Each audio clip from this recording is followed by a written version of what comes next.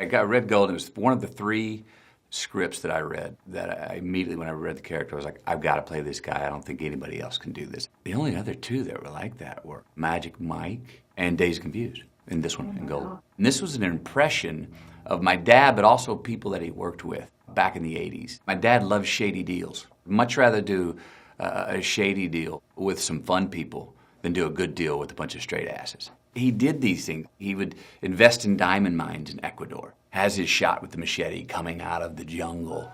There were no fucking diamonds there. It was a scam. I'm about 16 years old.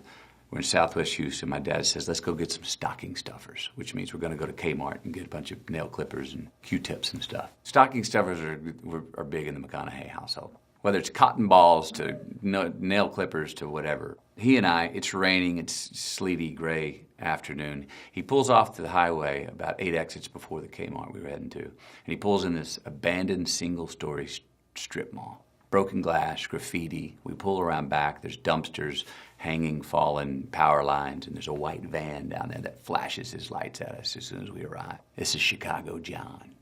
We pull up the car next to him. He leaves it running. He goes, stay here. He gets out. I look out the window. This little guy gets out of the van. He's in a black leather jacket. He's bald. He's got a big pouch. And he goes around the back of his van and he opens it up and there's like a fucking washing machine, a dish sink. Opens up a shoebox and pulls something out that's wrapped up in a bunch of paper towels. He walks around to the open door in his passenger van, backs into it, and my dad's facing him. So now my dad's back is to me, right?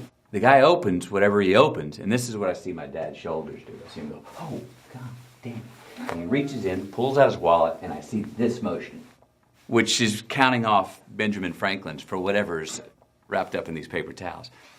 He gets it, he gets back in the car, he hands it to me, he goes, put it in the glove box, buddy. I don't know what it is. Is it a ferret? I don't know what the fuck it is. Put it in the glove box, we drive, he doesn't say a word for about 5 minutes. And I'm sitting there, what the hell's in the glove box? And he goes, open up the glove box, buddy, make sure it's still there. I open this thing up, I grab it, and he goes, oh, God damn you, son, that's a $22,000 titanium Rolex, and I just got it for $3,000. God damn. That Rolex wasn't worth 500 bucks. It was a hot-ass watch, but that's the thing. My dad loved a deal like that. My father and the people that I met that were around him had that insatiable appetite for life. It was yes, yes. My dad's thing in the morning, he would get out of bed, throw his legs over the side and be like, today's gonna be the day, buddy. I want to hit a lick. That was his line, I'm gonna hit a lick. It means like I'm gonna get the big sell. These are people that never had the front door entrance to the American dream. They were gonna con, finagle, and hood scoop their way in the side door to get it. For the film, though, getting up to 270, my nickname was Captain Fun, because I was yes to everything. Pizza night was 4 nights a week. Milkshakes for breakfast were a great idea. You want a beer? Yeah. It's 10 a.m., sure. Mom had great stuff in the morning. If you were not showing gratitude for the fact that you had a bed to sleep in and you got to come out breakfast, even if that breakfast was the damn Brussels sprouts from last night, if you didn't show some gratitude, she'd slap the table and send you back to your room, and as you're walking back to your room, don't come back in this kitchen to eat breakfast until you're ready to see the rose in the vase instead of the dust on the table. Dad's deal was, don't lie and don't say can't. I think I got my first ass whooping for saying can't.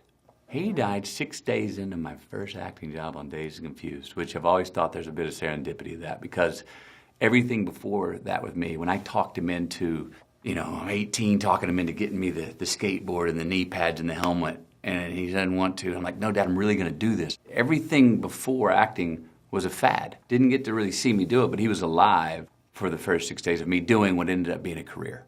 My pet peeve? I mean, I got a few. I don't like the how people throw around the word unbelievable. They say it all the time. I'm like, and it's usually about people, especially when it's coming to the human animal. Why would you say it's unbelievable? The one thing you can trust people being, and it's people. Another my pet peeve is false drama. I don't have much patience for false drama, because the real drama does come. Someone does actually get sick. Somebody does actually die. We do have real things to be thankful for, and I sure don't like to create false drama. No one in our family does. We just won't allow it. I mean, that was my hope, that I was gonna kiss when we went for the walk in the nature trail. She had braces. Lips did get stuck for a second, but it was worth it. 13 or 14 in her Jordache jeans. Yeah, I had a crush for a while. I was cool about it. I walked, and then we were walking on a nice little walk in the nature trail, but I was kind of already anxious and nervous, looking for the right moment to stop and go in for a kiss. French kiss. Big time, man. Oh, I was, and you remember that? I remember I was high as a kite for 6 months. Walking up, my mom was like, what are you walking on your toes for? I was like,